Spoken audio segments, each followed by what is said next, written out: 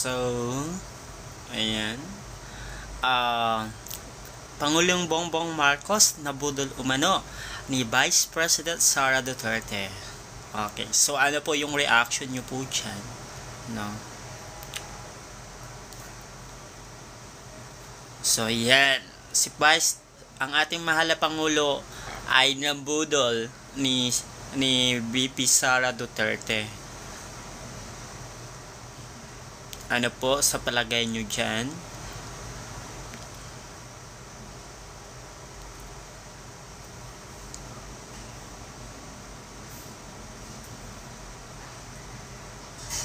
So, sabi po ni Pangulong Marcos Jr., eto, sabi po niya dito, wait lang, I'm just checking some information regarding po dun sa si Pangulong Marcos Jr. ay nabudol o shimi deceived by Vice President Sara Duterte. Where's that? I could not see my files. Wait. So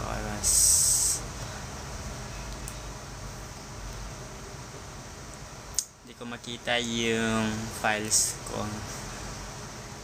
Ano ba to? Ay, like a short page. Asan ba yun?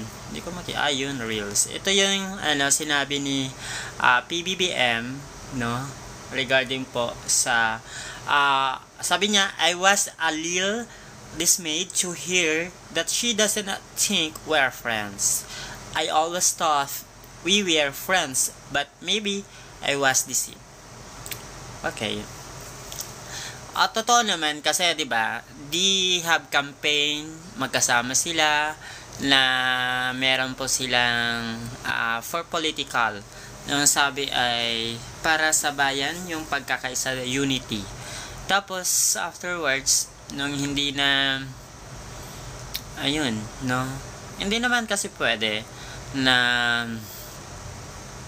diba, simula nung nagkaroon nga ng pagdinig sa confidential funds ay talaga naman pong humiwalay na si Vice President Sara Duterte.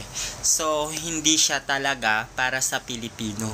Kasi kung para siya sa Pilipino, hayaan mo na maimbestigahan yung mga nauugnay na issue sa iyo.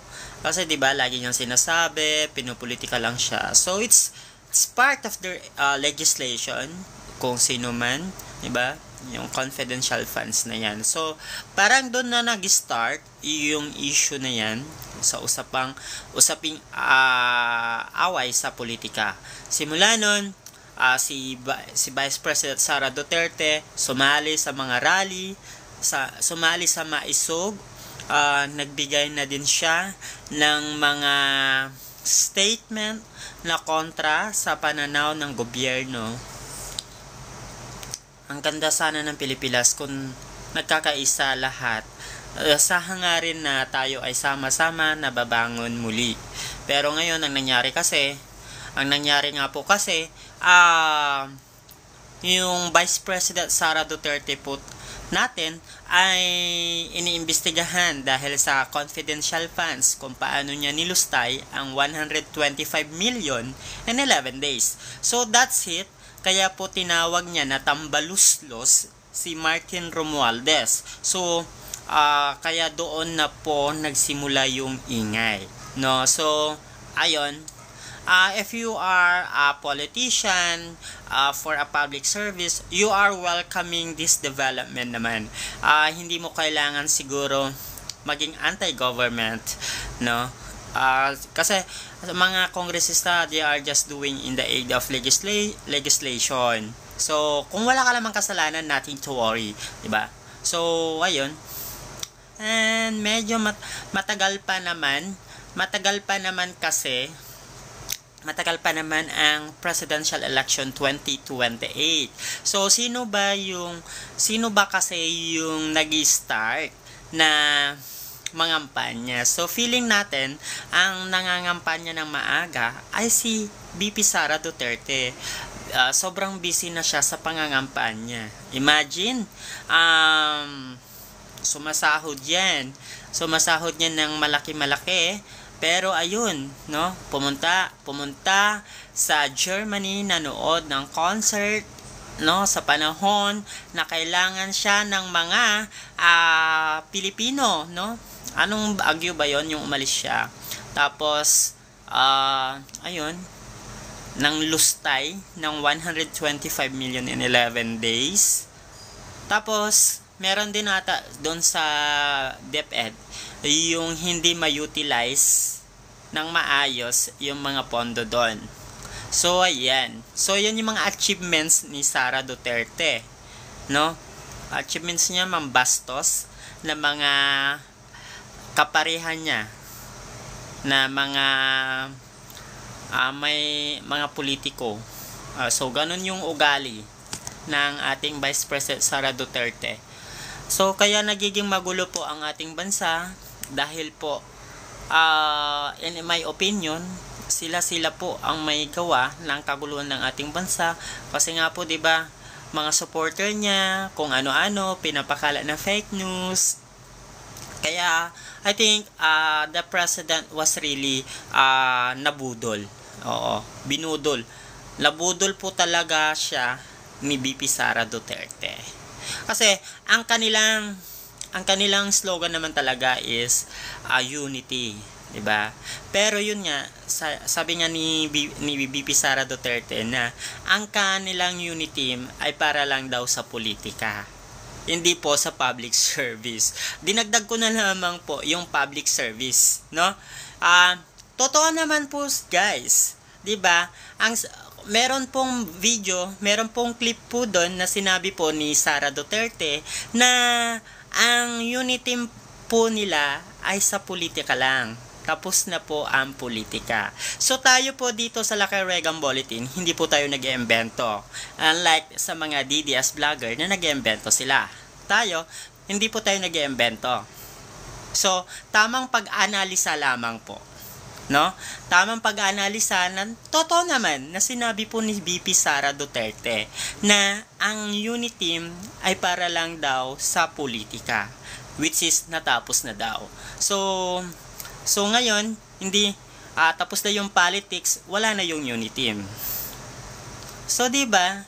No, so ibig sabihin, si VP Sara Duterte sa kampanya lang pala siya. Ngayon nakaupo na siya na VP Sara Duterte, wala na siyang pakialam. So ganun. So yun lang guys, no. In the aid of legislation, syempre, yun po yung trabaho din po ng ating mga mambabatas sa Kongreso. Ayan, sa sobrang analisa ko daw sa buhok. So this is gaya po ng mga nakaraan po nating mga live, no. Ganito po talaga, pagpasensyahan nyo na po yung mga DDS vlogger, DDS supporter. Ganito po talaga yung mga comments po nila, no? Hindi po nila kayang ipagtanggol ang kanilang idol. Okay. So kaya ganito, physical attack po yung ginagawa ng ating mga kapatid na DDS. 'Di ba? Wala po tayong magagawa. Ganun po talaga mga DDS. Syempre yung idol nila kasi bully, 'di ba? Idol nila is bully. Kaya po hindi nagiging maunlad ang ating bansa po natin kasi mismo yung mga tao ay wala pong disiplina. Gaya po nito, nagko-comment, nambubuli. So, ayun, talaga pong makikilala mo na yung mga followers o taga-suporta ni Vice President Sara Duterte ay hangang-hanga kay Sara dahil nagre-reflect po sa kanila yung pambubuli. Oo. Kasi diyan po magaling ang mga Duterte sa pambubuli. 'Di ba? Alam mo 'yon, asal kalye. 'Yan. Oo, totoo 'yun. Mga asal kalye kasi yung 'di ba? Palaaway, palamura, ganun. Ganun yung mga Duterte, 'di ba? Asal kalye.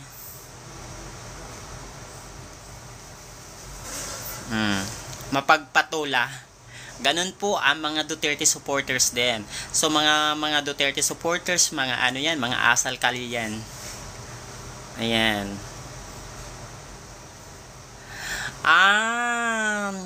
Pwede ka po mag-search. Pwede ka po mag-search kung meron pong fake news. Kasi po, tumakbo ang dalawa, si PBBM at Sara Duterte, sa hangarin na sama-sama mapagkaisa ang bansang Pilipinas. Hindi po i-divide po. So, wala pong fake news po doon. Pero sabi nga po ni Sara Duterte, sa isang naging panayam ng GMA Regional TV 1 Mindanao, ang sabi po doon, sa press con po yun, ang unit team ay wala na kasi tapos na daw po ang eleksyon. So, ibig sabihin, si Vice President Sara Duterte ay hindi totoo sa kanyang hangarin na mapaglingkod ang ating sambayanan. Diba? So, nabudol si Pangulong Marcos kasi naniwala si Pangulong Marcos Jr. na iisa sila ng layunin. 'Di ba? Iisa ang kanilang layunin na pagkaisahin ang sambayan ng Pilipino. 'Di ba? Yung 125 million nasagot na, wala pa. Tanong mo kay Sara Duterte. Yes, yun nga po. Si Sara Duterte, 'di ba? Pinatawag po sa Quad Committee hearing. Siya lang po ata sa naabutan ko, no. Siya lang po yung naabutan ko na leader na sobrang bastos. Siya lang po yung nagkakaroon po ng hearing na may hearing na nakalagay po ng what do you call this? Hearing aid. Siya lang yung pinuno o yung leader na ganon kabastos. Siya lang yung pumunta sa mga hearing ng Kongreso na hindi po nag-take ng oath. Hindi po nanumpa. Kasi pag hindi ka nanunumpa, ibig sabihin, nagsisinungaling ka. Ayan. So, andito na po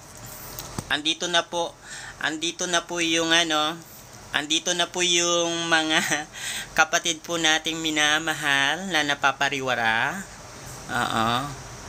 Ito na po, dumadami na po yung mga pinadala. Hindi po natin alam kung saan po nanggaling itong mga trolls po natin. So, nandito na po yung mga trolls.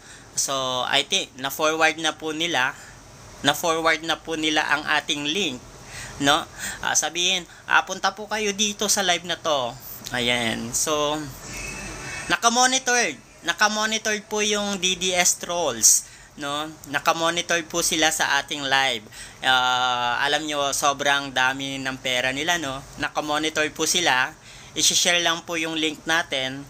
Tapos ito, tirahin nyo ito. Ayan. So, ganon yung operation ata nila. Ayan na, ang dami-dami na dito. Ang trolls hindi nagla-live. Yan, no? Ang trolls hindi nagla-live.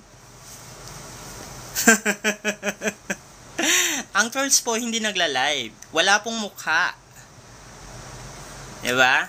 Ang trolls hindi po nagla-live. Wala pong mukha. Kasi takot. Alam mo yon, nagtatago. Nagtatago sa anino. Ayun, ganun po yung trolls, sir. No, sa mga hindi po nakakaalam.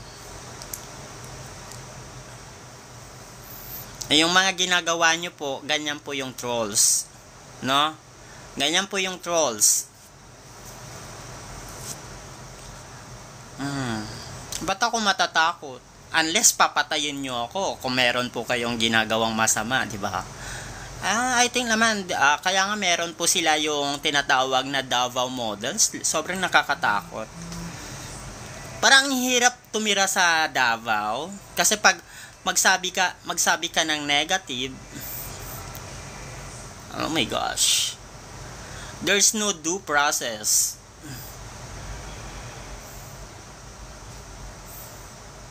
Sa akin po kasi, ma'am, I'm from Ilocos. Ilocano po ako. So, I also study, nag-aral din po ako sa Don Mariano Marcos Memorial State University. So, alam nyo na po yung sagot. I'm Marcos po.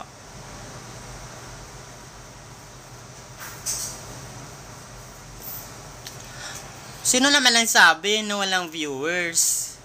Ang dami-daming viewers. Alangan naman tsatsaga pa sila.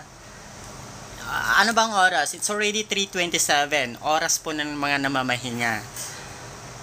So gusto nyo magtanaw ako ng utang na loob sa inyo? Gusto nyo ba magtanaw pa ako ng utang? I'll be grateful for your engagement. I will be grateful if you gonna send me rose, di ba? Hindi naman ako, I did not ask for viewers. I did not ask for your engagement. Anyway, thanks for your engagement. Mas kawawa po yung walang alam. Mas kawawa po yung alam mo ang totoo pero nagiging bulag-bulagan ka pa rin. Mas kawawa po yung napapanood mo na sa mga balita pero bulag ka pa rin. Yun po ang nakakaawa. Kahit hindi ka mag-send ng rose, pakiko sa buhay mo. Diba? May trabaho naman ako. Diba? May trabaho ako. Paano ako kawawa? Kayo, wala kayo trabaho. Ang trabaho, sa bagay, may bayad ata kayo. Tama ba? May bayad ba? May bayad ba sa pag-trolls nyo? Talaga? Oo. Sa akin kasi may trabaho ako. No? So, sa bagay, malaki ata sahod nyo dyan. May nag-inquire. Sige, maya. Wait lang. Sige. Ano? Magkano po sahod nyo sa pagtutrolls?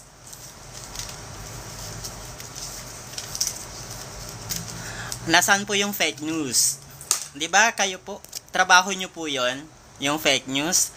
Tulad po yung pamimigay ng pin. Ginawa nyo pong fake news. Diba? Yung video na galing po mismo sa amin, sa Lakay Regan Bulletin.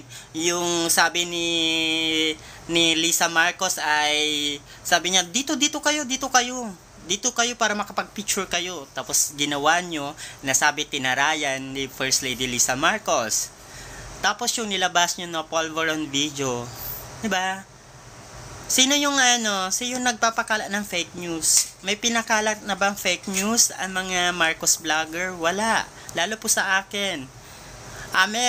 Meron po link akong nilalabas pag ako mag-post, no? So, ibig sabihin, hindi lang po tayo basta-basta gumagawa ng kwento o ng content.